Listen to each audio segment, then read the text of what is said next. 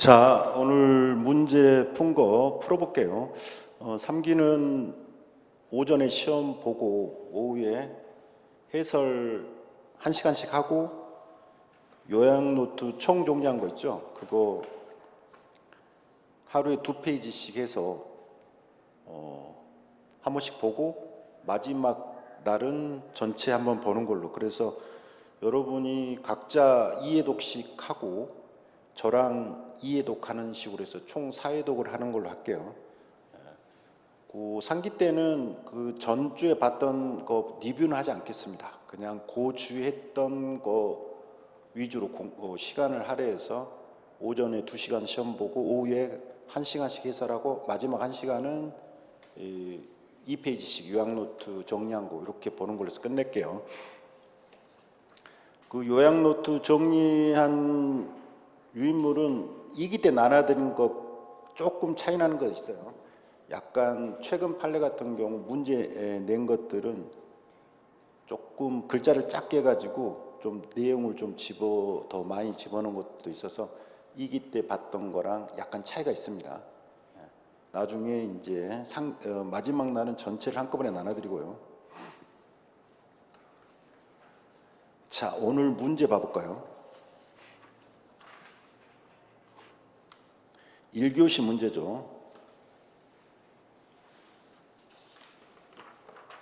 오늘 문제는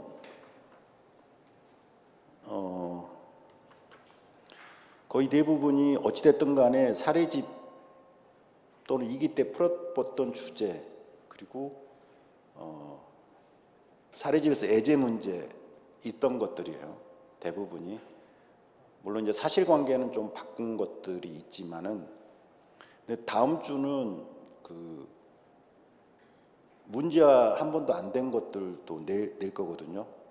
사례집을 보더라도 최근 판례 중에서 판례만 소개됐지 뭐 예제로도 안 만들어졌던 것들 조금 더 힘들 거예요. 그리고 지문도 지금보다 한 1.5배 좀 길게 해서 거의 페이지가 거의 대부분 찰 정도로 좀 더 길 거니까 다음 주에 여러분이 조금 더 힘들 겁니다. 자, 오늘 문제 봐볼까요? 자, 첫 번째 문제는 취역규칙 불이익 변경이에요. 취역규칙 불이익 변경이 물론 최근에 나왔지만은 최근에 취역규칙 불이익 변경 관련된 여러 가지 판례들이 나오고 있죠. 그래서 취역규칙 불이익 변경은 기본 베이스로 항상 여러분이 깔고 있어야 돼요. 그리고 요 사례는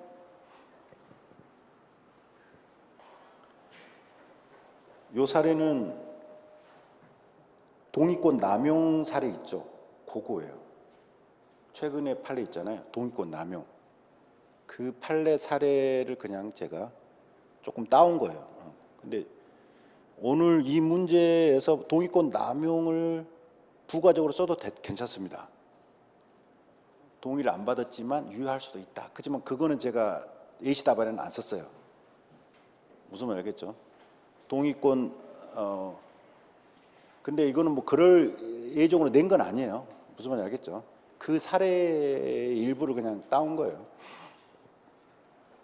자, 일단은 취역규칙 불이익 변경 봐볼까요?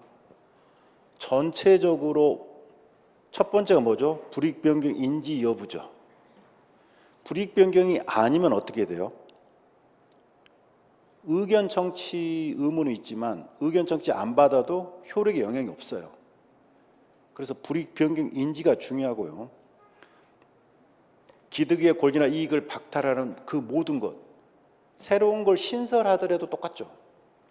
이 변경이라는 것은 뭐죠? 꼭 있는 것을 바꾸는 게 아니에요.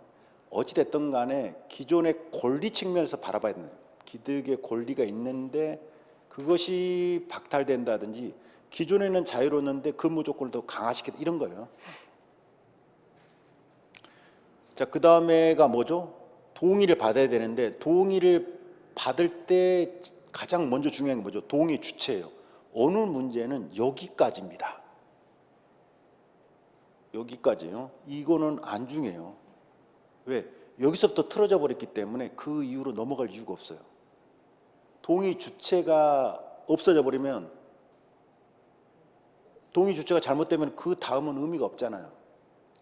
이게 제대로 된 상태에서 동의의 방식이 문제되지, 동의의 주체가 전체 근로자인데 일부만 동의 주체라 생각하고 아무리 회의를 열심히 해서 했더라도 여기가 없기 때문에 아무 의미가 없다는 거죠. 동의 주체를 기준해서 여기 기준으로 해가지고 과반수 동의 필요하잖아요. 과반 노조가 있으면 노조의 동의, 과반 노조가 없으면 근로자들의 집단적 의사 형성을 시켜가지고 동의, 이거죠. 오늘은 이거죠. 동의 주체 문제입니다. 원래는 뭐죠? 그냥 기존 취업규칙 적용을 받는 근로자 집단 전체가 동의 주체죠. 그렇죠? 근데 오늘 문제 뭐예요? 원래 취업규칙이 있었죠. 기존 취업규칙. 그러니까 취업규칙이 바뀌면 원래 그냥 전체 근로자예요. 원래. 그렇잖아요.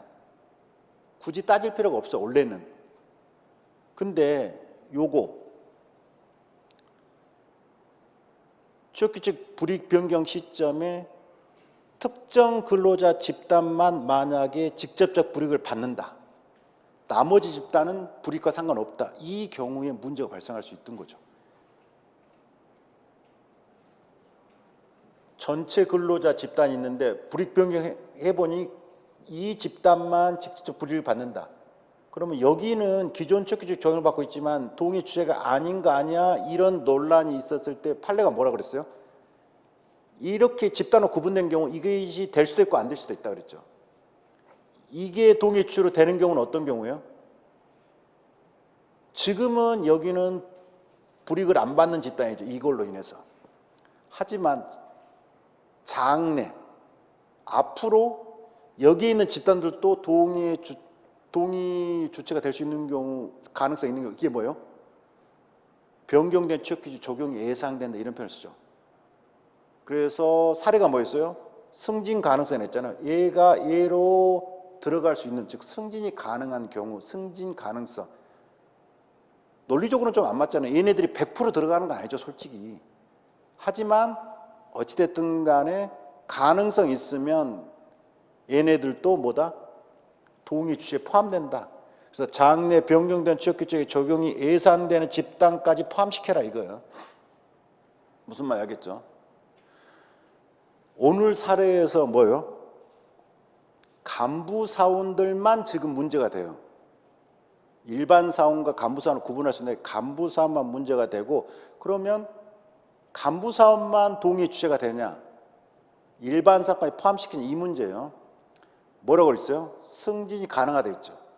그러면 장래 변경된 이 취업규칙, 지금은 아니지만 승진돼서 적용받을 수도 있어요. 그러면 전체가 동의 주체잖아요. 그렇죠?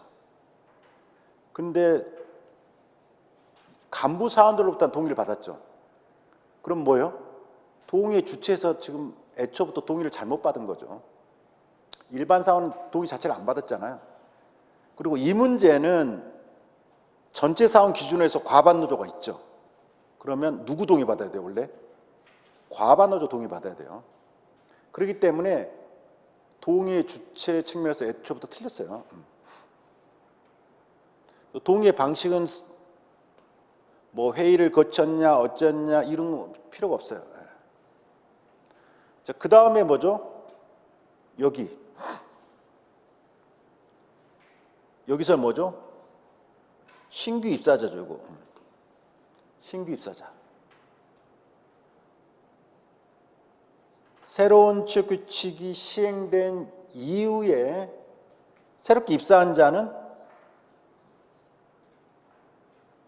비록 동의를 못 받았더라도 취업규칙이 적용된다. 이게 판례 입장이죠. 여기서 집단적 도의권 남용은 사회통일사 합리사처럼 그냥 써줄 수도 있는 건데, 뭐 써주더라도 사안에 적용할 게 없죠. 뭐 특별히 뭐 노동자과 관계에서 무슨 어떻게 됐다 이런 말이 전혀 언급이 없잖아요. 예. 실제 대법원 판례도 거기에 대해서 한번 다시 판단해봐라라고 돌려보냈어요.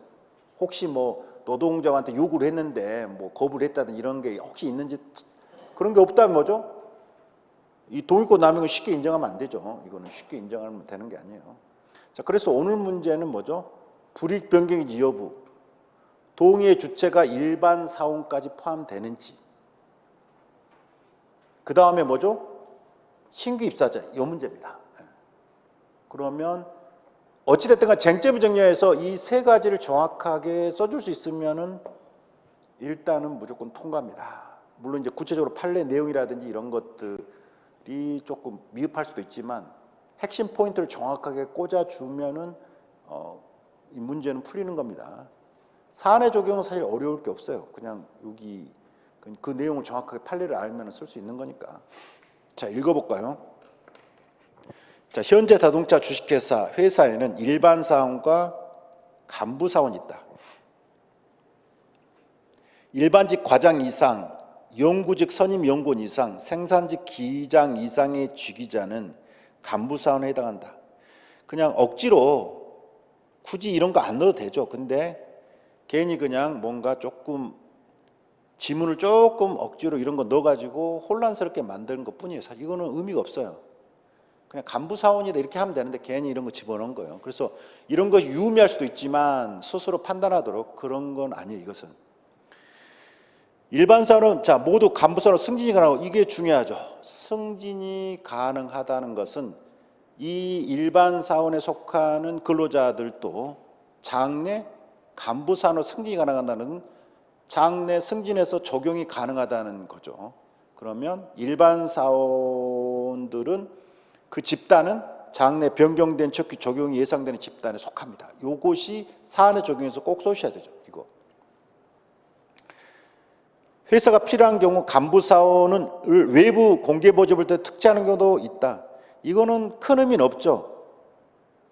이거는 그냥 신규 입사자 간부 사원 한 명 만들기 위해서 제가 그냥 넣는 것뿐이지 이거는 특별히 무슨 의미는 없어요.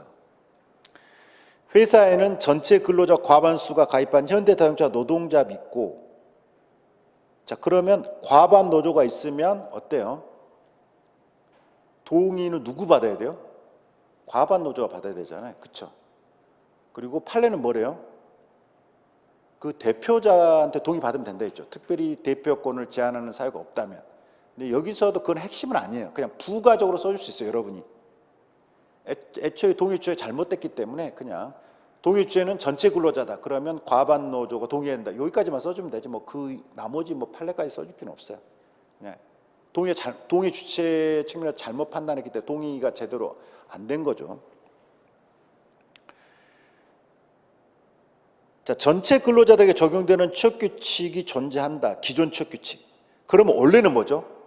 원래는 동의 주체는 여기까지만 딱 보면 당연히 전체 근로자가 동의 주체예요. 그러면 과반 노조가 동의 주체 그냥 딱 여기서 끝나야 돼요. 무슨 말 알겠죠? 근데 뒤에 이제 변수 가능성을 열어놨죠. 노동자배는 일반 사원만 가입할 수 있고 간부 사원은 가입할 수 없다. 굳이 이것도 의미가 없어요. 그냥 노는 거예요. 이거 안 써도 될 지문인데 제가 그냥 노는 거예요.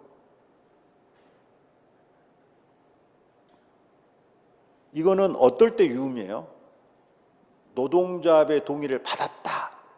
그런데 간부 사원이 왜 내가 가입도 안 했는데 과반 노조 동의를 받냐? 나는 인정할 수 없다. 이럴 경우에 이 지문이 되게 중요하죠. 판례가 뭐래요? 상관없다 했죠. 근데 이 문제는 상관없어요. 제가 그냥 억지로 집어넣는 거예요. 쓸데없이 그냥 집어넣는 거예요. 괜히 이제 혹시 이런 거에 대해서 시간 좀 낭비하고 순간 혼란하도록 만든 거지 이거는 문제랑 아무 상관이 없습니다. 억지로 제가 집어넣는 거고요.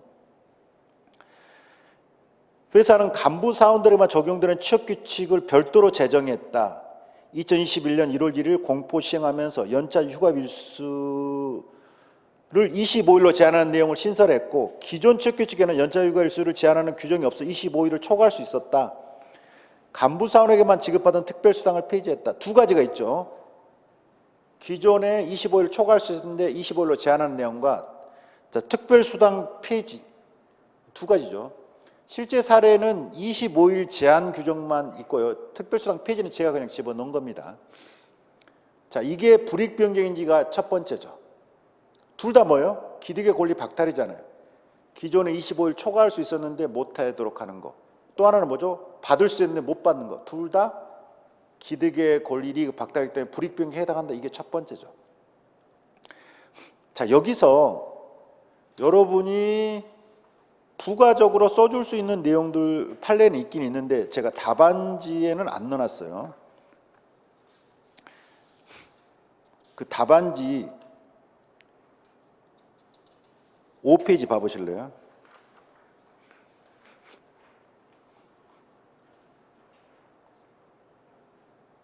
(5페이지) 이 판례는 제가 답안지는 안 써놨어요. 근데 혹시 이거를 쓸 사람이 있을 수도 있어요. 상관없습니다. 근데 제가 요거는 답안지에는 안 넣어놨어요. 지금 이 관련 판례는 답안지에는 안 넣어놨는데 이 판례 중에서 일부 쓰는 사람도 있을 거예요.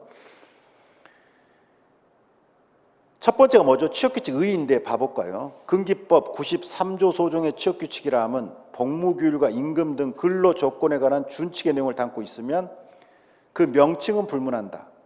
사용자는 같은 사업장에 소속된 모든 근로자에 대해서 일률적으로 적용되는 하나의 취업규칙만을 작성해야 하는 건 아니고 근로자의 근로조건, 근로형태, 각종 직종 등의 특성에 따라 근로자 일부에게 적용되는 별도의 취업규칙을 작성할 수 있다.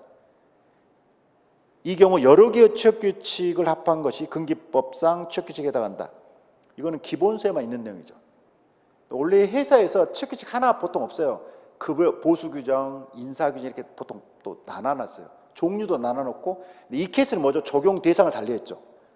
공장 생산직만 또 취업규칙 따로 할 수도 있고요. 사무직만 따로 할 수도 있고 여러 가지 있죠. 케이스들이. 자, 이 판례를 이 사례에 써줄 수도 있습니다. 무슨 말 알겠죠?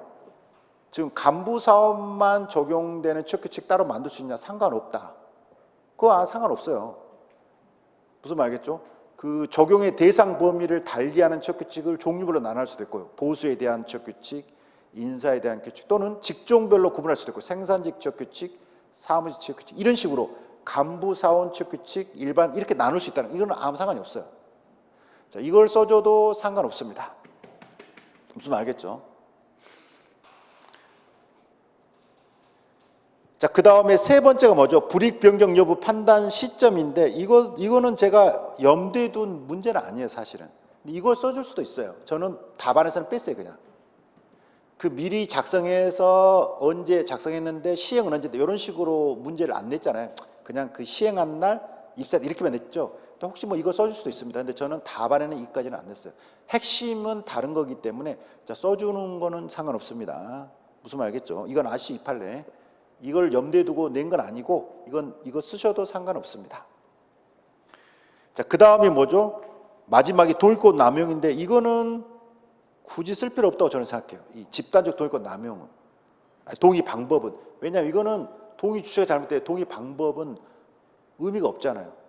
전체 다 받았을 때 문제지 이건 의미가 없고요. 두 번째 동의권 남용은 어때요?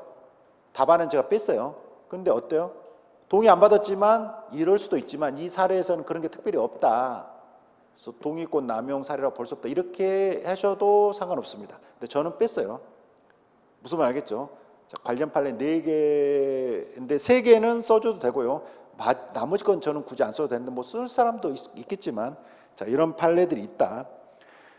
자, 여튼 중요한 것은 여러분이 머릿속에 나오는 판례들의 가장 핵심을 빨리 정확하게 쓰고 그 다음에 시간이 나면 부가적으로 더 써도 되는데 다 쓰다가 이런 거 다 못 쓰면 그게 오히려 더 마이너스가 되기 때문에 정확하게 선별하셔가지고 시간 내 쓰셔야 돼요. 자, 다시 문제로 오셔가지고 회사는 2020년 12월에 각 지역 본부별로 간부사원들을 모아 간부사원 취업규칙에 대해 설명하였고 간부사원 취업규칙 내용에 동의하는 간부사원들로부터 동의서를 받았으며 전체 간부사원 중 90%가 동의서를 제출했다. 이거는 의미가 없어요. 왜? 전체 근로자들에 대해서 동의를 받아야 또 문제가 되죠. 왜? 하지만 이거는 애초부터 동의 주체를 누구로만 봤어요? 간부사원만 봤죠. 그러니까 노동자부터 배제해버리고 이런 문제가 발생하죠.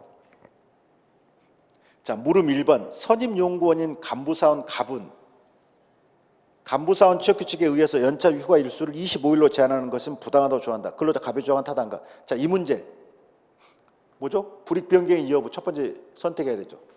그 다음에 동의를 받았냐, 동의의 주체가 어디까지 이거 판단해야 되죠. 동의의 주체가 잘못됐죠. 동의 못 받았어요. 여기서 동의권 남용 써줄 수는 있고 안 쓸 수도 있고. 두 번째, 기아자동차에서 요원군으로 근무하던 을은 현대자동차 주식회사 선임요원군 공개 채용에 응모해서 간부사원으로 2021년 1월 1일 입사했다. 자, 입사 일시가 뭐죠? 간부사원 취업규칙이 공포 시행된 시점 같은 날이죠. 그러면 신규 입사자에 해당한다. 이것이 포인트죠. 근로자 의뢰는 기존 취업규칙에 의해서 간부사원의 지급된 특별수당을 직배한다고 주장하고 있다. 근로자 의뢰 조항 타당한가? 자, 이 문제는 뭐죠? 취업규칙 불이행에 해당하냐? 동의 주체가 잘못돼 동의 못 받았다. 하지만 신규 사원은 뭐예요? 적용된다. 이거죠. 자, 이것을 따로따로 써도 되는데요. 그냥 이거 어차피 합쳐있으니까 답안은 저는 뭐예요? 그냥 통으로 써 있습니다. 물음 1, 2를 구분하지 않고 어차피 취업규칙 불이익 변경 똑같이 들어가니까 그냥 통으로 써 있어요. 그래서 답안을 봐볼까요?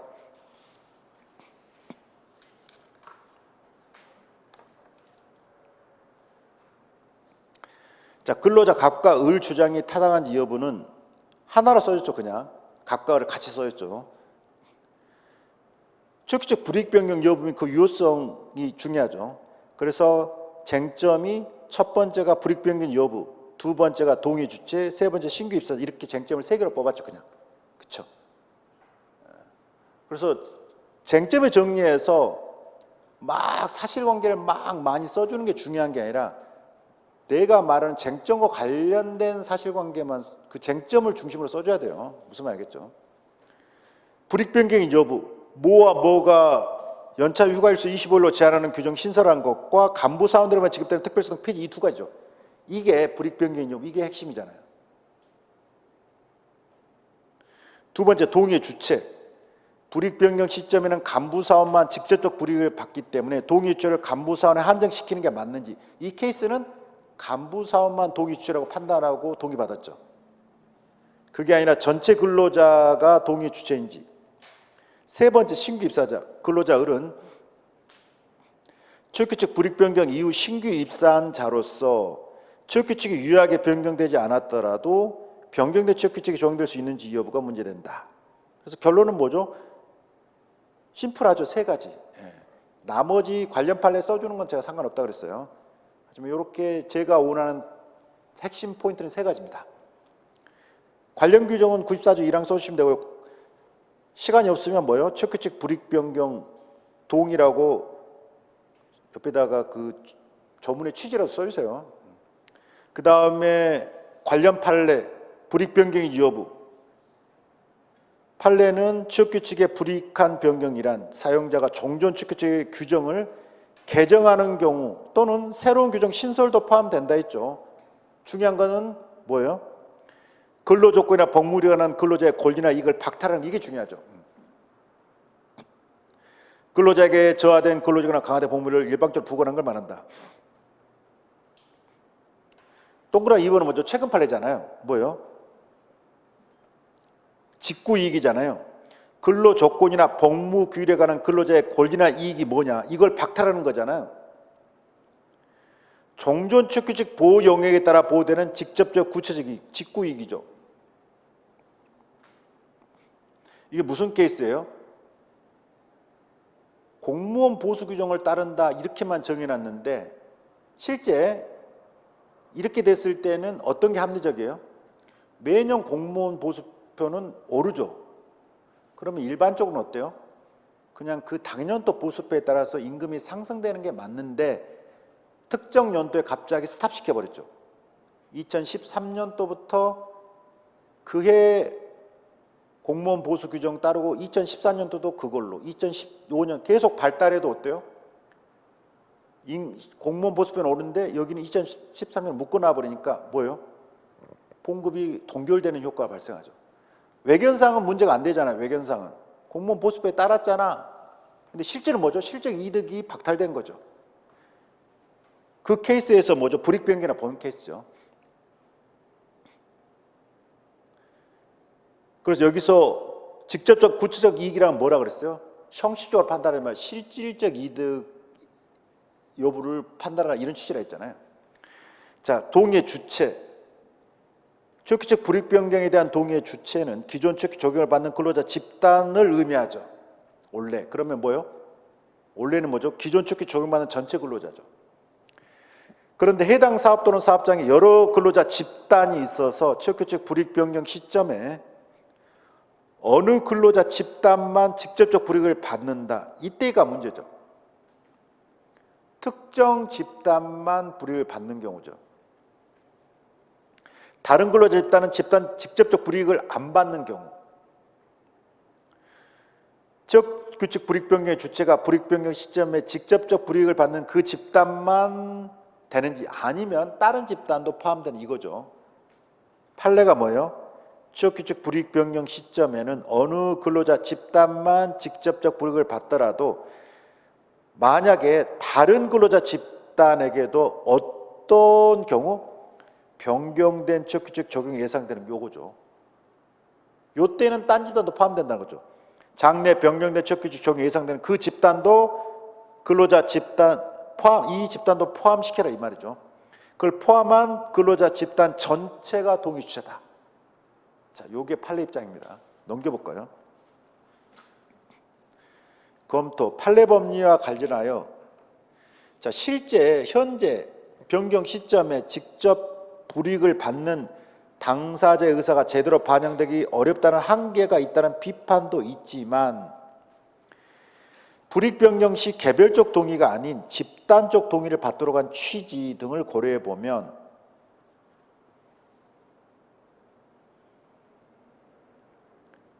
하느이란 건 뭐 오타 같아요.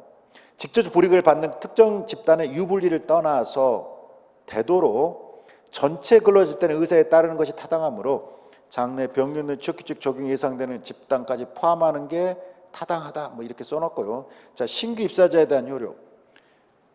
여기는 학설이 유명하니까 써줘도 좋습니다. 불이익 변경에 대한 동의 없이 취업규칙 변경된 경우 기존 취업규칙 적용을 받고 있던 근로자에게는 일반적으로 불이익 변경은 효력이 없으나 취업규칙 불이익 변경 후에 신규 입사한 근로자에게도 불이익하게 변경된 취업규칙 적용되는지 이게 문제된다. 자, 여기에서는 절대적 효력설과 상대적 효력설이 있죠. 절대적 효력설이 강조하는 건 뭐예요? 취업규칙이라는 건 뭐예요? 근로조건을 통일적으로 획일적으로 규율하기 위한 거죠. 근로계약은 개별적으로 이렇게 근로조건이 나뉠 수 있지만 취업규칙은 뭐예요? 딱 정해놓으면 다 적용되니까 그래서 근로조건 획일화 기능, 이게 취업규칙의 하나의 기능이죠. 이것을 강조해 모든 근로자에게 그 취업규칙 자체가 무효다. 이게 절대적 효력설의 가장 큰 논거죠. 취업규칙의 근로조건 통일적 규율, 획일적 규율 그 기능을 상실시킨다 이렇게 돼버리면. 근데 상대적 효력설은 뭐죠? 계약자의 원칙을 강조합니다. 사업주 입장에서 기존에 있는 자들과는 이렇게 언제 시점 이후부터는 이렇게 하고 싶다는 거죠. 사업주 입장에서 평생이 아니라 이제는 어때요? 사업하다 보면 사업이 잘 될 수도 있고 안 될 수도 있고 하잖아요. 그러면 기존에 있는 자들을 내가 함부로 권리를 박탈할 수 없잖아요.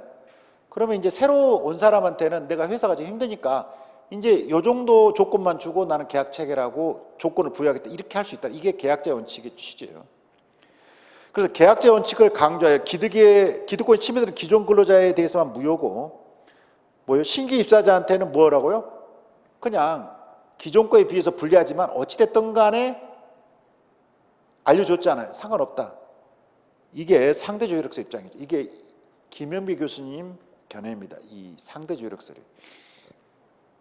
자, 판례는 취업규칙 불이익 변경 시 동의를 얻지 않은 경우 그 변경으로 기득이익 침해되는 기존 근로자에 대한 관계에서는 변경 효력이 미치지 않게 되어서 종전 취업규칙 효력이 그대로 유지되지만 이건 당연하죠. 동의 못 받으면 어때요? 기득이익 침해되는 권리 침해할 수 없기 때문에 그 사람들한테는 뭐죠? 새로운 취업규칙은 아무 의미가 없어요. 그냥 기존 취업규칙 그대로 적용됩니다. 자, 근데 요거는 밑줄 찍은 거 꼭 써줘야 되죠. 왜 신규 입사자한테는 적용되는지. 그 논구가 뭐예요? 변경 후에 변경된 취업규칙에 따른 근로 조건을 수용하고 근로관계를 맺었기 때문에 적용돼야 된다는 거죠. 이걸 안 써주는 분은 안 됩니다. 이 논구는 빼면 안 되잖아요.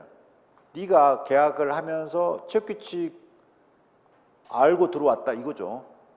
그래서 요 표현은 그대로 써주셔야 돼요. 변경 후 변경된 취업규칙에 따른 근로조건을 수용하고 근로관계를 맺었기 때문에 적용받을 수 있다. 자, 그 근로자에게는 당연히 변경된 취업규칙이 적용돼야 하고 이 경우 현행의 법규적 효력을 가진 취업규칙 변경된 취업규칙이다. 검토. 절대 효력서 입장에서는 상대적 효력설은 근기법 94조 1항 단서의 규정을 무력화시켜 근로조건 획일화 기능을 상실하는 점을 부당하다고 지적한다. 자, 그러나 변경된 취업규칙에 따른 근로조건에 의해 근로계약을 맺은 근로자에게 변경 취업규칙이 적용되는 것은 당연하다. 근로조건 획일화 기능이 상실하는 이유를 들어 변경된 취업규칙을 적용시키는 계약자 원칙에 불합하지 않는다고 할 것이다. 뭐 상대 효력이 타당하다. 이거는 사실 뭐 그냥 써놓은 거죠. 판례에 맞춰서. 절대 효력설이 맞죠. 엄밀히 말하면.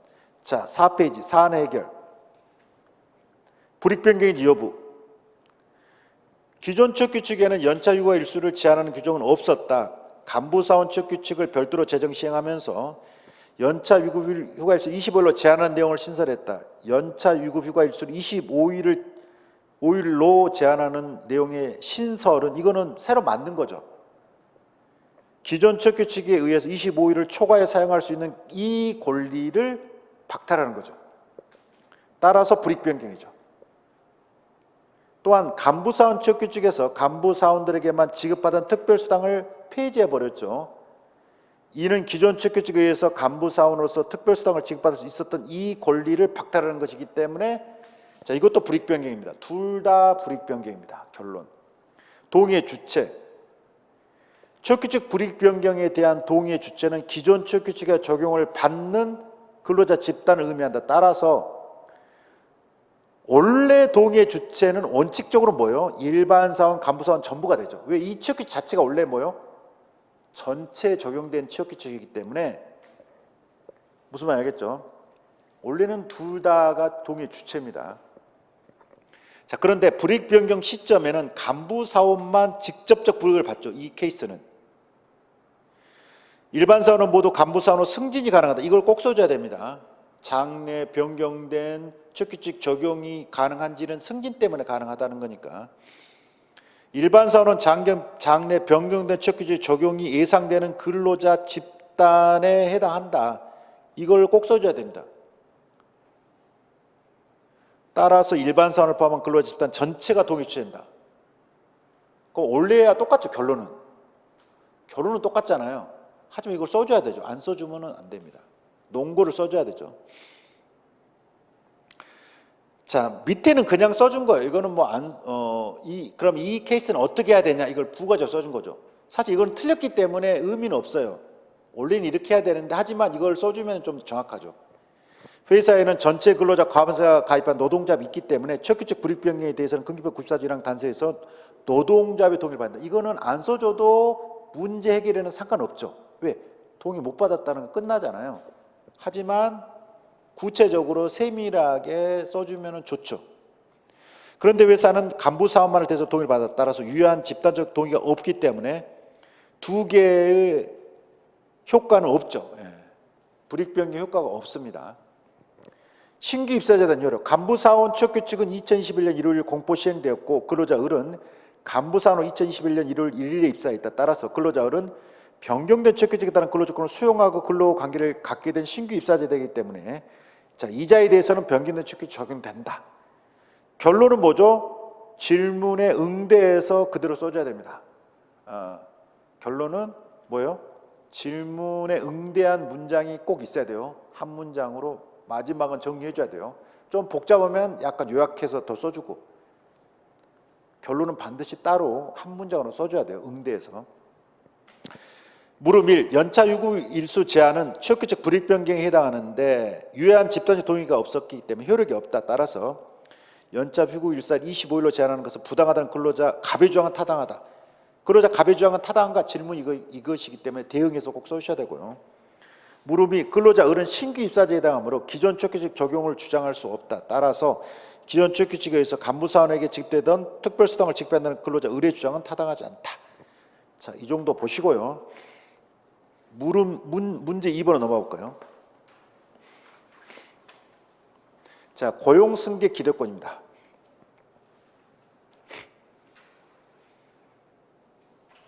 자, 고용승계 기대권은 여러분이 문제 풀어봤었죠. 다만 사실관계만 우리가 한국 수료 원자력 사건이죠. 그게 이제 고용승계 기대권을 최초로 설치한 판례고요. 그 후에도 판례가 2개 더 나왔어요. 그 중에 하나에 그냥 특별한 건 없어요. 다만 여기서는 무슨 이제 뭐 징계 받았다 뭐 이런 것만 있거든요. 근데 그거는 큰 문제가 아니에요, 사실은. 그냥 제가 억지로 노는 것뿐이지. 그래서 여러분이 기존 판례를 암기했으면 그냥 그대로 쓰시면 되지. 시간을 아껴서 특별한 건 없습니다. 사실관계만 제가 새로운 거 그냥 새로운 판례 그냥 집어넣는 것뿐이에요. 봐볼까요? 재단법인 경기도 평생교육진흥원 재단법인은 2013년부터 매년 공개 입찰을 통해 선정된 용역업체와 재단법인 소유의 시설 관리에 관한 용역 도급 계약을 체결했다. 용역업체들은 용역 도급 계약에 포함된 종업원 신분 보장 조항에 따라 이 사건 시설에서 근무하는 종전 용역업체 소속 근로자들의 고용을 대부분 승계하였다. 자, 이것도 중요하죠. 예전부터 어때요? 계속 승계했다는 것은 그러한 관행이 있었다는 거죠. 쭉 이렇게 관행이 있었다는 거예요.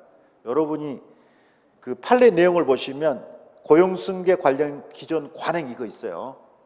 판례 내용에 고용승계 관한 기존 관행. 자, 그 다음 근로자 병은 2013년부터 용역업체에 채용돼 이 사건 시설에서 근무하여 왔는데, 자, 매년 용역업체가 바뀔 때마다 어떻게 했어요? 새로운 용역업체와 근로계약을 체결했다. 그러면 어때요? 인식. 근로자 스스로 어때요? 또 바뀌어도 나는 또 어떻게 될 거다? 계약 체결할까? 이런 인식이 있었다는 거죠. 자, 2021년 또 이 사건 시설관리 용역 주체인 주식회사 태성건설은 사실은 요 부분은 안 넣어도 되는데 제가 억지로 넣었어요. 여기 징계 받았다. 이거는 솔직히 안 넣어도 상관없잖아요. 이거는 실제 케이스에 있어요, 있기는. 요것 때문에 승계를 안 받았을 거예요, 아마 회사가. 이 지금 기창건설이 저놈 징계 받아가지고 에이씨 걔네 머리 아픈 놈이니까 안 받았을 거예요. 사실은 근데 이거 빼도 문제 형성에는 아무 상관이 없어요. 우리가 보통 어때요? 계약의 내용, 사업 새로운 용역업체와 근로자들의 인식, 관행 이 3가지를 중요하게 봤잖아요. 용역계약에 고용승계 조항이 있는지, 그 다음에 새로운 용역업체가 어떻게 인식하고 있는지, 근로자들 어떻게 인식하고 있는지, 그 다음에 과거에 어떻게 해왔는 관행 이 3가지를 봤기 때문에 사실 이거는 안 중요해요. 근데 제가 억지로 집어넣어놨어요.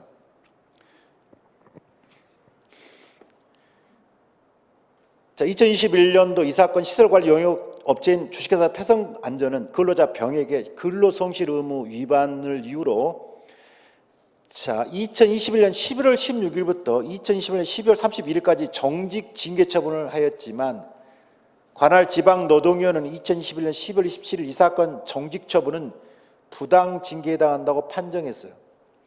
이 계약 기간이 그 다음 연도에 기창건설로 넘어가는데 거의 끝나는 시점에 이제 판정됐죠.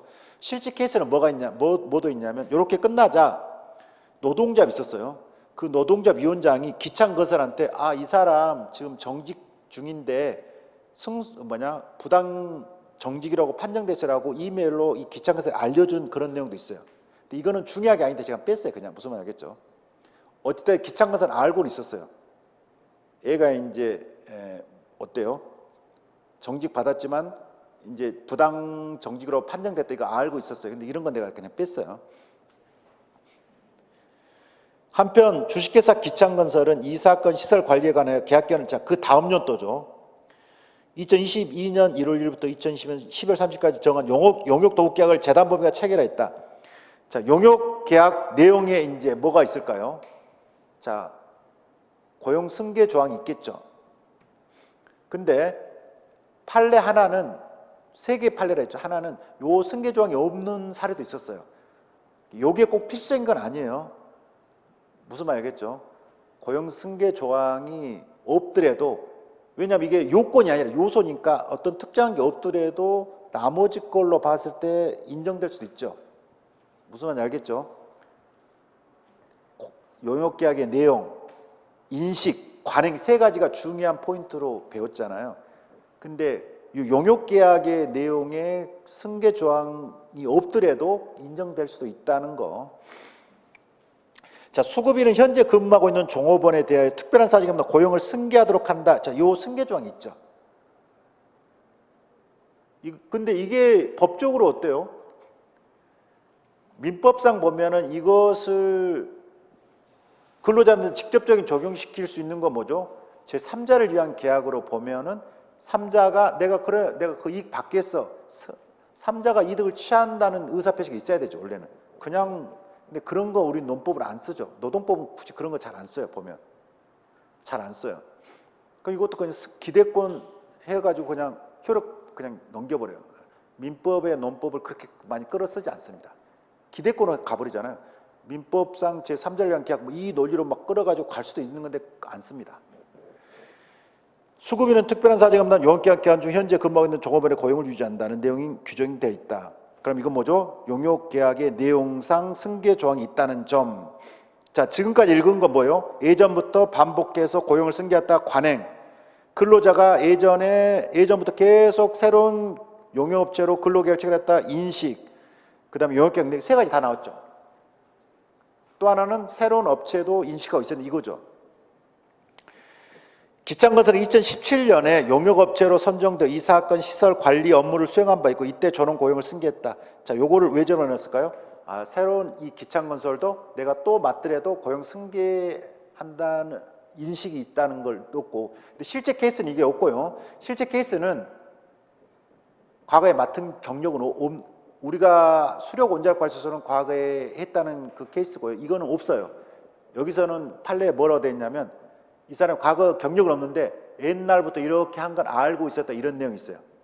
이 업체가 자기들이 맡은 바는 없는데 아, 여기는 계속 용역업체들이 옛날부터 계속 이렇게 승계했다는 걸 알고 있었다 이런 표현이 있어요. 제가 그 내용을 그냥 이렇게 대체했어요. 기창건설은 이 사건 시설에서 근무하던 근로자들 고용을 승계하기로 하고 근로자 병을 제한 27명의 근로자 근로계약을 체결했으나 자, 근로자 병에 대해서는 시설 관리직으로 채용하지 않기로 결정하였다. 근로자 병은 기창건설 고용 승계 거부한 것은 부당하다 주장한다. 근로자 병의 주장은 타당한가? 자, 답안을 봐볼까요? 결론은 뭐죠?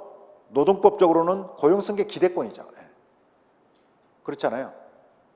뭐 이것저것 중요한 이게 인정된 이거잖아요, 그냥. 관련 규정 뭐 써주면 23조 1항이고요. 판례 법리는 결론은 이거죠. 용역업체 변경 고용 승계 기대권. 자, 과거 대부분은 용역업체 변경 시에 근로관계가 승계되기 위해서는 용역업체 사이 양자 간에 계약이 있어야 된다. 이거였죠. 계약이 있으면 뭐죠? 영업양도로 가는 거죠, 사실은. 그렇잖아요. 영업양도랑 비슷하게 가는 개념인데, 근데 최근 대법원은 고용 승계 기대권을 얘기했죠. 자,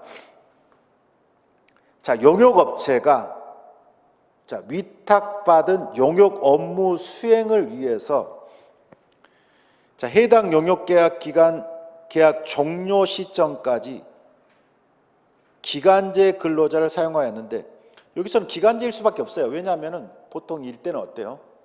1년 계약이니까 근로자들도 뭐예요? 1년 계약해요, 그냥. 어떻게 될지 모르잖아요. 내가 여기 맡아가지고 1년 계약하고 그 다음 또 선정이 안 될 가능성이 높기 때문에 그냥 1년 계약해요. 자, 해당 용역업체 계약 기간이 만료되고 새로운 용역업체가 해당 업무를 위탁받아 자, 누구랑 도급업체와 사이에 용역계약을 체결한 경우 자, 어떤 건지 알겠죠?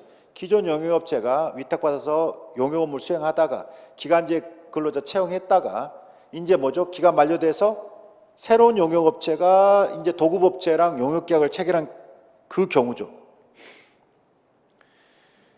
자, 새로운 용역업체가 종전 용역업체 소속 근로자에 대한 고용을 승계해서 새로운 근로관계가 성립될 것이라는 신뢰관계가 형성되었다면 자, 앞에 것을 써주면 되는데 안 써주면 여기서부터 써줘야 되죠.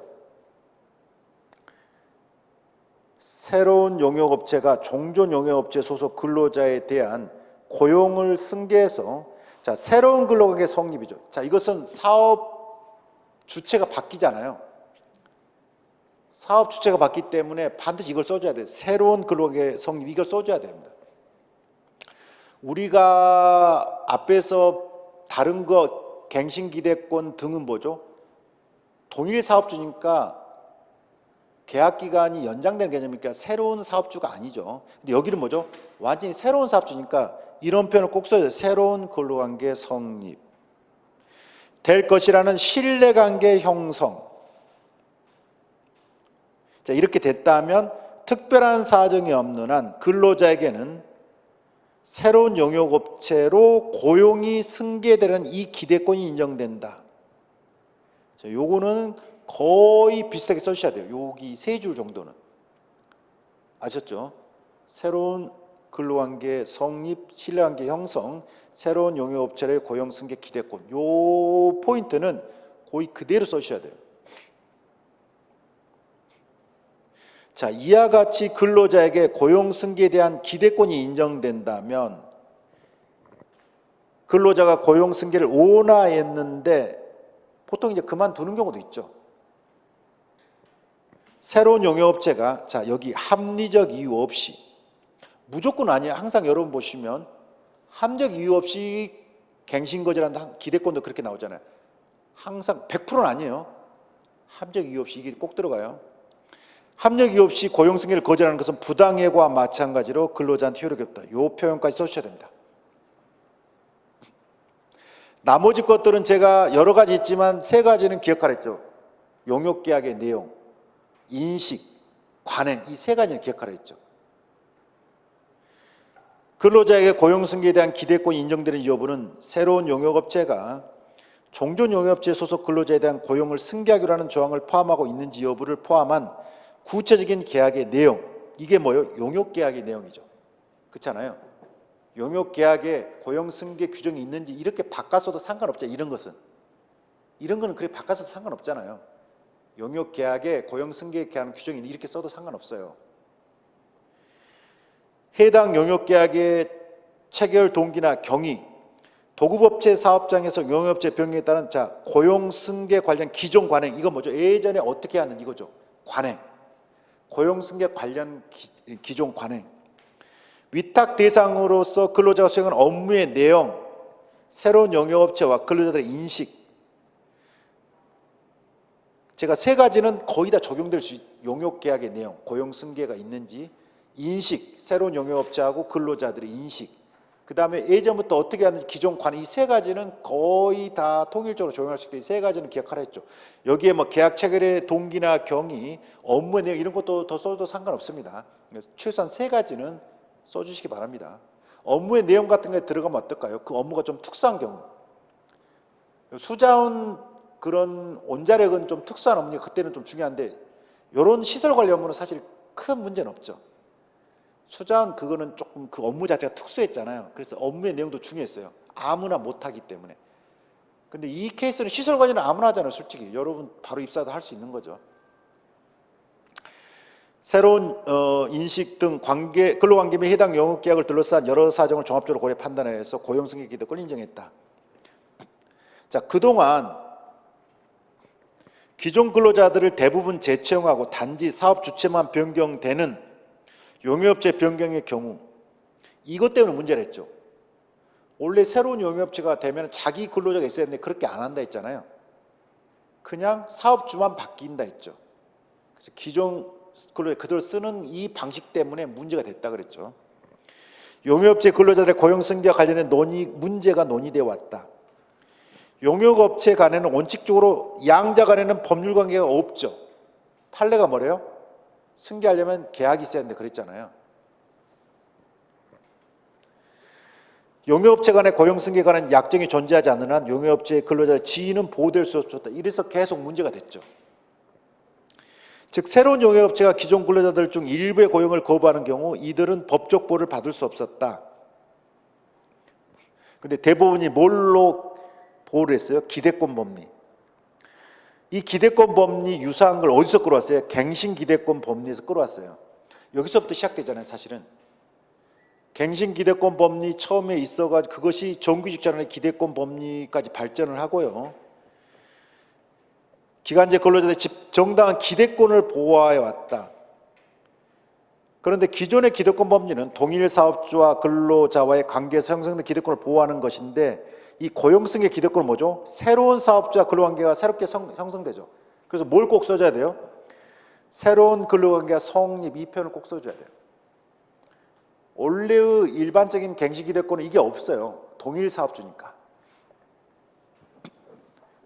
넘겨볼까요? 용역계약의 내용, 고용승계 조항이 있다는 거죠. 이게 없는 판례도 있어요. 용역계약 제3조에서 수급인은 현재 근무하고 있는 종업원에 대하여 특별한 사정이 없는 한 고용을 승계해야 한다는 규정을 두고 있다. 따라서 기창건설은 특별한 사정이 없는 한 고용을 승계하도록 해야 한다는 규정을 두고 있다. 따라서 기창건설은 특별한 사정이 없는 한 종종업체에 근무하는 근로자들에 대한 고용을 승계하 이 사건 용역계약의 종료 시까지 그들에 대한 고용을 유지할 의무를 부담한다 할 것이다. 고용 승계에 대한 기존 관행, 용역업체들은 용역도급계약에 포함된 종업원 신분보장 조항에 따라 이 사건 시설에서 근무하는 종종용역업체 속 근로자들 고용을 대부분 승계하였다. 따라서 용역업체가 변경되는 경우 새로운 용역업체가 종종용역업체에서 근무한 근로자들에 대한 고용을 승계하는 관행이 형성됐다. 계속 반복적으로 승계해왔죠.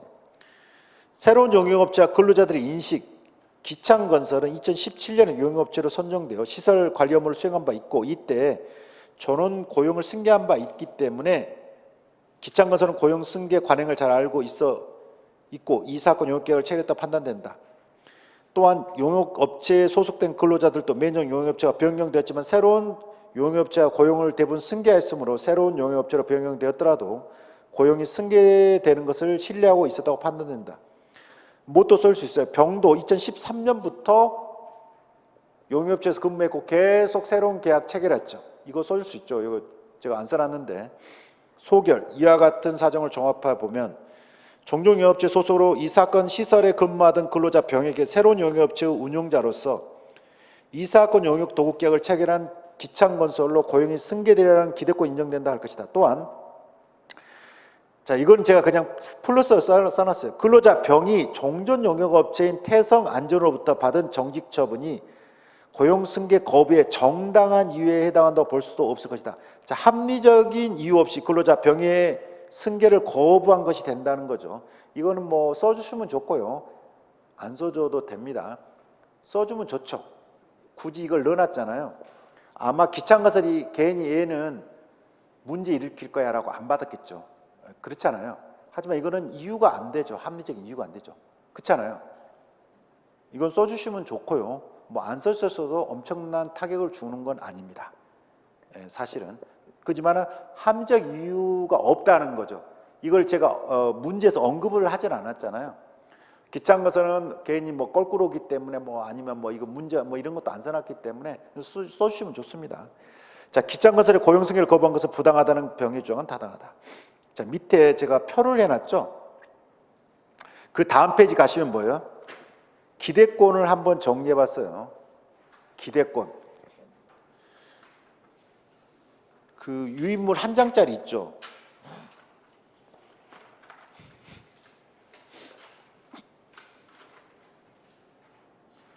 거기도 판례가 하나 있고 표가 있죠. 표가 약간 하나가 추가됐어요. 보시면.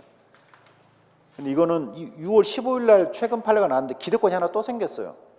근데 6월 15일 판례라서 뭐 이거 나오진 않겠지만 그냥 이미 이 양 정리할 거 그냥 같이 정리했어요. 기대권이 하나 더 나왔어요. 6월 15일 날. 그래서 한번 그냥 보자. 근데 여러분이 암기보다는 이거 이해하면요 거의 다 쓸 수 있어요. 사실 잘 보시면 이해를 하시면 이 문장을 거의 쓸 수가 있어요. 표를 먼저 봐보실래요? 유인물 한 장짜리 있죠? 표를 먼저 봐볼까요? 표 보시면 기대권 법리 첫 번째가 돼 있죠. 뭐라고 돼 있어요? 사업주가 동일하고 가로 안에 뭐가 돼 있어요? 일정한 요건 충족 이렇게 돼 있죠. 원래 기대권은 가장 중요한 게 일정한 요건 충족이에요. 무조건이 아니에요. 일정한 요건 충족되면 이게 꼭 들어가요. 그래서 우리가 첫 번째 기대권이 나온 게 갱신기대권이에요. 갱신기대권. 기간제 근로자가 일정한 요건이 충족되면 갱신되라는 그러한 신뢰가 형성되어 있다면 정당 기대권 보호된다 해서 이 갱신 기대권 인정되면 뭐요? 또 기간제 근로자를 한 번 더 계약이 갱신되는 거예요. 이게 이제 첫 번째 스타트였어요. 이게 첫 번째 스타트입니다. 근데 두 번째가 이 갱신 기대권이 나온 이후에 뭐가 나오냐면 정규직 전환 기대권이 나와요. 이건 뭐예요? 일정한 요건이 충족되면은 계약이 단순히 다시 갱신되는 게 아니라 아예 정규직으로 전환된다는 기대권이에요. 이것은 아예. 그럼 뭐 이것은 기간제 근로자가 아예 정규직으로 바뀌는 겁니다. 근데 이 세 번째 칸은 이게 4월 달에 나온 판례인가? 이거 6월 달에 나온 판례죠. 그러니까 세 번째 판례는 거의 너무 최근 판례라서 시험에 안 나올 건데 그냥 그래 나왔기 때문에 제가 그냥 알려드린 거예요. 정년이 끝났어요.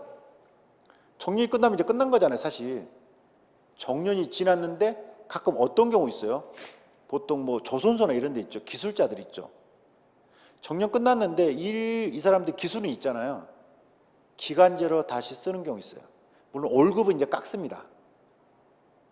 이 사람이 1억 받았으면 5천 반가격으로 해요. 근데 이 사람은 어차피 나이 먹었어도 아직은 요즘에는 뭐 60대, 70대 건강하잖아요. 그러니까는 또 계약 기간제 또 일을 해요. 정년 끝난 후에 퇴직금 다 받고 또 일을 하는 경우가 많아요. 그런 뭐 조선소 뭐 용접일 이런 사람도 있잖아요. 그래서 정년이 끝났는데 기간제 근로자를 다시 채용하는 경우가 있어요. 이게 그거예요. 정년 후 재고용 기대권을 말해요. 무슨 말인지 알겠죠? 그럼 이건 뭐예요?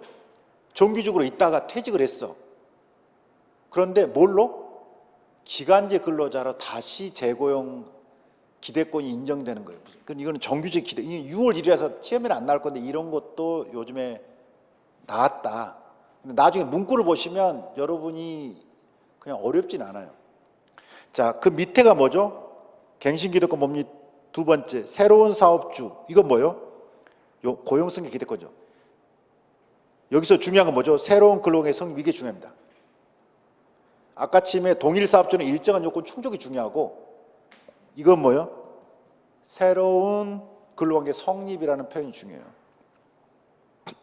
고용승계 기대권은 종전 용역업체 용역계약이 종료하면은 새로운 용역업체로 승계되는 거죠. 근데 엊그저께 뭐가 나왔냐면은 기대권 법리 세 번째죠. 정규직 전환 채용 기대권. 이건 뭐야? 정규직 전환 기대권이 아니라 정규직 전환 채용 기대권이죠. 우리 기대권 법리 첫 번째 정년 후 재고용 기대권 그 위에 뭐예요? 정규직 전환 기대권 하고 다른 거예요. 뭐가 하나 들어갔어요? 채용 기대권이죠. 채용 기대권. 정규직 전환 기대권은 뭐예요? 동일 사업주한테 기간제로 있다가 정규직으로 바뀐 건데 이거는 정규직으로 전환돼서 채용된다니까 새로운 사업자한테 가는 거 이거. 그래서 정규직 전환 기대권과 고용 승계 기대권을 합친 법리예요 이게. 이 6월 15일 나와서 나오지는 않을 거예요. 근데 기대권 범위가 너무 쏟아져서 그냥 제가 한번 정리해 봤어요. 정규직 전환 채용 기대권은 뭐냐면 용역업체에서 일을 했어요. 기간제로. 그런데 도급업체가 자회사를 하나 만들어요. 그래서 기존의 용역업체 일을 이 자회사한테 다 줘버려요. 그런데 이 자회사도 어때요? 어차피 일 사람은 새로운 사람 뽑기보다는 예전에 용역업체에 했던 사람도 있죠. 이 사람들 갖다 써요.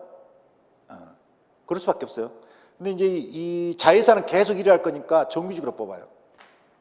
그렇잖아요. 용역업체는 잘릴 수도 있으니까 기간제로 계속 뽑는데 이제 자회사 만들었으니까 얘는 계속 일을 할 거 아니에요. 그러니까 정규직으로 뽑아요. 그래서 기간제에서 정규직으로 바뀌는데 그래서 뭐예요? 도급업체 자회사 정규직으로 전환돼 가지고 채용까지 들어가는 거죠. 이렇게 두 가지 들어가요. 새로운 업체에 들어가면서 기간제에서 뭘로? 정규로 전환된다. 그래서 정규직 전환 채용 기대권까지 나옵니다. 네 가지, 그러니까 기대권이 총 몇 개예요? 5가지죠. 근데 여러분이 이제 알고 있는 것은 세 가지죠. 갱신기대권, 정규직 전환기대권, 고용승계기대권. 두 가지는 동일 사업주, 하나는 새로운 사업주. 근데 동일 사업주에서 하나 뭐예요? 정년 후에 재고용 기대권이 하나 생겼고 6월 1일 날. 6월 15일 날은 뭐예요? 다른 업체로 가는데 신분이 정규직으로 바뀌는 거. 정규직 전환 채용 기대권이라는 것까지 나왔어요. 기대권 법률을 판례가 계속 얘기해버리죠. 복잡하면 뭐죠? 기대권으로 밀어붙여버려요. 근데 이거는 대부분 뭐예요? 다 어떤 협의가 있고 다 그래요. 그냥 하질 않아요. 협의가 있는데 특정한 사람만 빼는 경우가 대부분이에요. 그때 이제 뭐죠? 법리적으로 기대권으로 밀어붙이는 거예요. 그냥 무턱대고 해주진 않아요. 보통은 다 어때요? 일반적으로 딴 사람들은 다 이렇게 되는 경우들이에요. 근데 특정한 사람만 뺐을 때 보통 이제 다투면 기대권으로 밀어붙여요. 이렇게 해서 기대권이 엄청나게 많이 나왔는데 뭐 6월 1일 기대권과 6월 15일 기대권 제가 뭐라고 말을 못 하겠어요. 그래서 기대권 판례법 한 번만 읽어보고 갈게요. 8페이지에 갱신 기대권 봐볼까요? 자, 이것이 기대권의 첫 번째죠. 답안지 8페이지. 답안지 8페이지. 이게 첫 번째 기대권, 여기서 또 출발해요.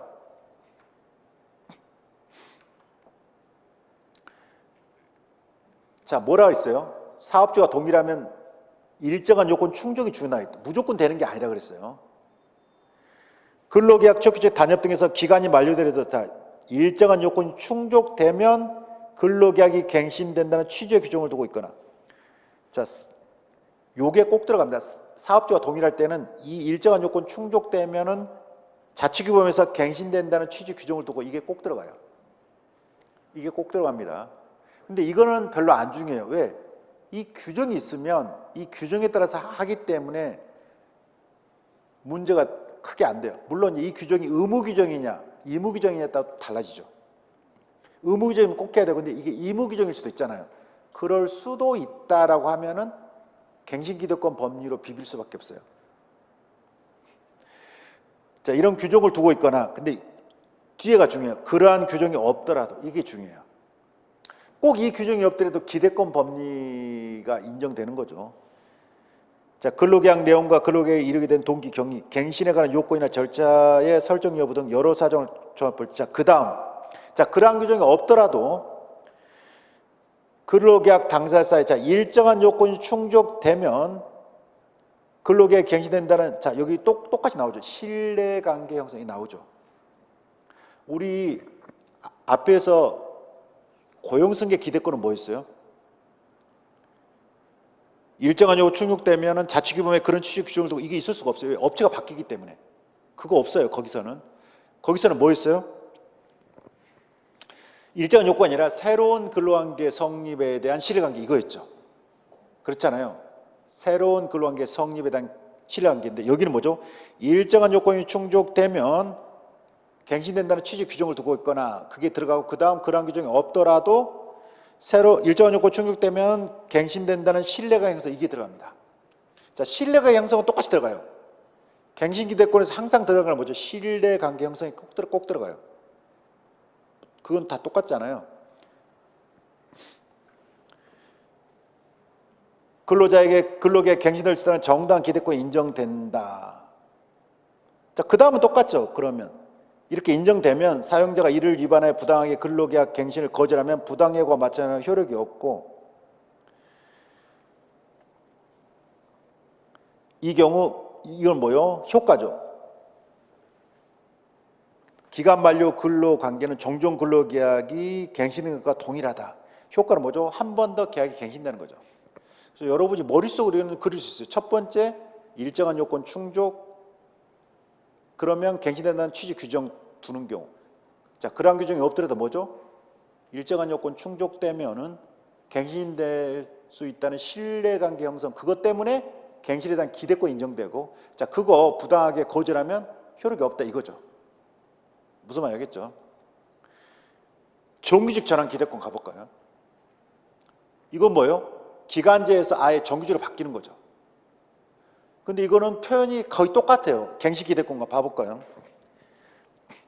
근로계약, 적규직 단협 등에서 기간제 근로자의 계약기간이 만료될 무렵 인사평가 등을 거쳐. 자, 여기도 뭐가 또 나와요? 일정한 요건의 충족. 자, 동일 사업점에 항상 뭐가 들어가요? 일정한 요건 충족이 들어가요. 일정한 요건 충족되면 기간의 정음이 없는 근로자라잖아. 여기는 뭐죠? 갱신이 아니라 기간의 정음이 없는 근로자로 아예 바뀌어버리는 거죠. 이런 취지의 규정을 두고 있거나 똑같죠. 뭐요? 일정한 요건 충족 그런 규정. 그 다음에 이제 뒤에는 안 읽어도 뭘까요? 그러한 규정이 없더라도 이거 나오겠죠. 그 다음에 신뢰관계 형성, 기대권 이거 똑같이 나와요. 봐봐요. 그러한 규정이 없더라도 하고 쭉 나오죠. 뭐 나오고 동그라미 3번. 근로계약 당사 사이 일정한 요건이 충족되면 기간의 정음이 없는 근로로 전환되는 신뢰관계 형성 나오죠. 근로자에게 기간의 정음이 없는 근로로 전환될 수 있다는 정당한 기대권이 인정되는 경우에는 그럼 여기까지는 뭐만 바뀌어요? 계약 갱신을 기간의 정음의 근로자로 전환으로 바뀌고 나머지는 다 똑같아요. 그 문구만 바꾼 거잖아요. 계약의 갱신을 기간의 정음이 없는 근로로 전환 표현만 바꾸고 다 똑같습니다. 사용자가 이를 위반하여 합리적 이유 없이 기간의 정음이 없는 근로자의 전환을 거절하며 계약기간의 종료를 통보하더라도 부당해고와 마찬가지 효력이 없다. 그 후의 근로관계는 여기서는 계약이 갱신되는 게 뭐죠? 아예 기간의 정음 없는 근로계약이 전환되는 거와 똑같죠. 갱신기대권은 계약이 한번 갱신되는 거고 여기는 뭐죠? 거절하더라도 그냥 계약이 기간제에서 기간의 정음 없는 근로로 바뀐 거예요. 그래서 여러분이 갱신기대권 동일 사업주는 뭐라고요? 일정한 요건 충족입니다. 그리고 그런 규정을 둔 경우 그런 규정이 없더라도 뭐라고요? 신뢰관계 형성. 그래서 기대권 인정, 거절하면 효력이 없다. 이겁니다. 똑같습니다. 논법이. 자, 6월 1일 날 나온 판례 뭐죠? 정년 후 재고용 기대권. 이것도 뭐예요? 동일 사업주니까 뭐예요? 기본 전제가 뭐예요? 우리 안 보고 대충 어떻게 나올까요? 일정한 조건 충족 되면은 정년 후에도 재고용될 거라는 그러한 규정이 있거나 그런 규정 없더라도 어때요? 정년 후 재고용에 대한 신뢰관계 형성, 일정한 요건 충족되면 신뢰관계 형성돼서 그런 기대권 인정된다면 이거 함부로 거부하면 안 된다. 이런 논법을 흐르겠죠. 비슷해요. 한 읽어보시면. 그래서 사실 암기할 건 아니에요. 근데 원칙을 써줬죠. 볼까요? 근로자가 정년을 정한 근로계약, 지역규칙이나 단협 등이 법령 위반되지 않는 한 그의 명시된 정년에 도달하여 당연퇴직하게 된 근로자의 근로관계는 정년을 연장하는 등의 방법을 계속 유지할 것인지 여부는 원칙적으로 사용자의 권한에 속하는 것으로서 해당 근로자에게 정년 연장을 요구할 수 있는 권리는 없다. 여러분이 자동 소멸 사유 세 가지 뭐 했어요? 계약 기간이 만료, 정년, 사망이었잖아요. 정년은 원래 뭐예요? 자동 소멸 사유예요. 그래서 그 이후에 다시 고용할 거냐 마냐는 사업주가 알아서 할 거고 거기에 대해서 원래 권리는 아무것도 없다는 거예요. 근로자는 나 또 고용해줘. 이건 말이 안 돼. 정년이 도달했는데 나 또 고용해. 이런 권리는 없다는 거예요. 1번은 당연한 거고 2번. 자, 그러나 근로계약, 취업규칙, 단협 등에서 정년에 도달한 근로자가 일정한 요건을 충족하면 또 나오죠. 일정한 요건 충족. 기간제 근로자로 재고용한다는 취지의 규정을 두고 있거나. 자, 정년 후 재고용 기대권은 뭐라 그랬어요? 정년이 끝났는데 계속 정규직이 아니라 기간제 근로자로 하는 거라 했죠.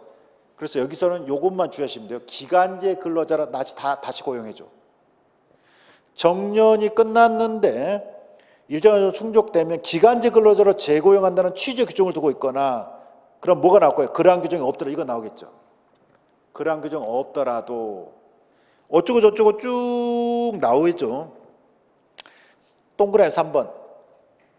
사업장에 그에 준하는 정도의. 자, 근데 여기서는 없는 게 하나 있어요. 사업장에 그에 준하는 정도의 재고용 관행이 확립되어 있다고 인정되는 요것은 다른 데서 없는 거예요. 재고용 관행이 확립됐다. 왜냐하면 다른 기대권과 좀 달라. 이것은 이미 정년이 끝났는데 이 사람을 다시 채용하는 것이기 때문에 이거는 쉽게 잘 인정이 안 돼요. 그래서 재고용 관행이 확립이라는 게 상당히 뭔가 누가 보더라도 거의 이거는 거의 빼박이다 정도 돼야 돼요. 이것은 무슨 말? 요것이 조금 들어간 게 특이하고요. 근로계약 당사자 사이의 근로자가 정년에 도달하더라도 자 일정한 요건을 충족하면 기간제 근로 재고용될 수 있는 실력의 형성 똑같이 나오죠. 똑같잖아요.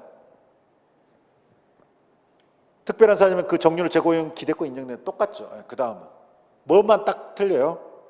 재고용 관행의 확립 요것만 틀려요. 요것이 조금 틀리고 근데 대부분 뭐예요? 여러분 세 가지가 틀리지만 다 똑같죠. 일정한 요건 충족 그러한 규정 두는 경우 없더라도 뭐죠? 일정한 요건 충족되면은 갱신, 정규직 전환, 정년 후 기간제 근로자로의 채용 그러한 실력 형성 그러면 기대권 이거잖아요. 복잡하지만 암기할 게 사실 크게 없어요. 무슨 말 알겠죠? 자, 고용승계 기대권을 오늘 했었죠. 거기서는 그러한 규정이 있다 이런 거 없죠. 업체가 바뀌기 때문에 뭐라고 했어요? 신뢰관계가 바로 나오죠. 근데 신뢰관계 일정한 요건이 뭐예요? 새로운 근로관계의 성립 이것이 우리는 여기서는 뭐지? 일정한 요건 충족되면 어쩌고 저쩌고 신뢰관계 형성인데 용역업체 바뀌기 때문에 어때요? 일정한 요건이 아니고 새로운 근로관계 성립에 대한 신뢰관계죠. 여기 최근 판례 오늘 유인물 뒷페이지 오늘 유인물 그 한 장짜리 뒤에 보면 판례 있죠. 6월 15일이니까 거의 엊그제니까 이거 뭐 시험에는 안 나올 거지만 거의 똑같아요. 고용승계 기대권과 사실은 정규직 전환 채용 기대권 저희 대법원은 정규직 전환 기대권 법리와 고용승계 기대권 법리 이 두 개를 합쳐서 만들었어요. 이거는 판례가 이렇게 얘기가 아니라 판례가 참조 판례를 했는데 그걸 눌러보면 이 두 판례예요. 참조 판례 이렇게 해놓잖아요. 쭉 그 두 판례를 섞어서 만드는 거예요. 그냥. 자, 대법원은 한국도로공사 시설관리 주식회 사건에서 자, 도급업체가 업무 일부를 용역업체 위탁하여 용역업체가 위탁받은 업무의 수행을 위해서 기간제 근로자를 계속 사용했어요. 자, 이것은 고용승계 기대권과 똑같죠. 고용승계 기대권도 어때요? 용역업체가 도급업체로부터 위탁받아서 기간제 근로자 계속 사용하다가 이제 끝났을 때 문제잖아요. 그렇죠? 근데 여기서는 뭐예요? 새로운 용역업체가 아니라 자회사가 들어가요. 자회사가. 용역업체의 위탁계약이 종료되고 도급업체가 자, 뭘 했어요? 자회사를 설립한 케이스예요. 우리 고용승계 기대권은 뭐죠? 새로운 용역업체가 들어오죠. 근데 여기서는 그게 아니라 이제 자회사가 기존 용역업체 업무를 다 떠안는 거예요. 요것만 틀려요. 자회사를 설립하여 자회사에서 기존의 용역업체 업무를 다 위탁받은 경우예요. 우리 고용승계 기대권은 뭐죠? 새로운 용역업체가 등장해서 그 업체가 기존 용역업체 업무를 다 계속 수행하는 경우잖아요. 여기서는 뭐죠? 자회사가 등장해서 이제 자회사가 계속 일하죠. 자회사가 용역업체 소속 근로자를 자 뭘로 채용한다? 정규직으로. 왜? 자회사는 이제 안 바뀔 거니까. 우리 용역업체 바뀌는 거 뭐죠? 계속 기간제로 바뀌는 승계되는 거거든요. 여기서는 뭐요? 아예 이제 정규직으로 바뀌는 거예요. 정규직으로. 정규직으로 채용하여 새롭게 근로관계 자 여기 뭐예요? 이제 나오죠. 새롭게 근로관계 성립될 거란 실력 형 이게 똑같이 나오죠. 이제 우리 고용승계 기대권 새로운 근로관계 성립될 거란 실력이 똑같이 나오죠. 여기서부터. 특별한 사정이 없는 한 근로자에게는 뭐가 인정된다? 자회사의 정규직으로 전환 채용될 수 있는 기대권이 인정된다. 자, 신뢰관계는 다 나오죠. 여기서는 일정한 조건 충족 이런 건 안 나오고요. 새로운 신뢰관계 성립이라는 게 나오죠. 그래서 쭉 판단 요소 나오고요. 동그라미 세 번째는 결론이죠. 근로자에게 정규직 전환 채용에 대한 기대권이 인정되는 경우 도급업체의 자회사가 합력이 없이 채용 거절하면 부당이익과 마찬가지 효력이 없다. 그래서 큰 틀에서 뭐죠? 동일 사업주냐 새로운 사업주냐에 따라서 갈리죠. 그렇잖아요. 굉장히 복잡할 것 같지만 사실 복잡한 건 아니에요. 하여튼 최근에 두 개의 기대권까지 나왔다. 근데 시험에 나오기는 6월 1일, 6월 15일이니까 쉽지는 않죠. 나왔기 때문에 제가 한번 쭉 정리해 봤어요. 여러분이 암기보다는 제가 말한 포인트 정도면 비벼 쓸 수는 있습니다. 어떤 게 나와도 비벼 쓸 수 있어요. 무슨 말 알겠죠? 자, 이 정도 보시고요. 다음 시간에 2번 풀게요.